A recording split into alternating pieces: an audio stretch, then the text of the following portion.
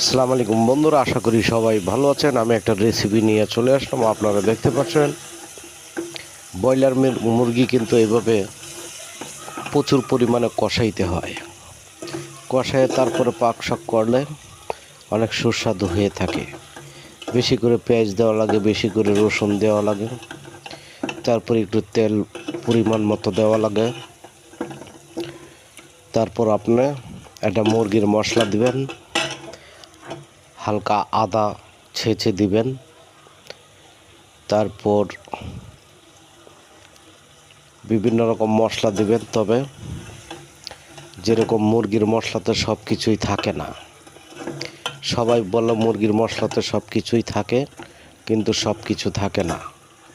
রসুন বাটা, আদা বাটা, তারপর লবণ, এগুলো নানান কিছু দিয়ে এরকম কষাইলে সুস্বাদু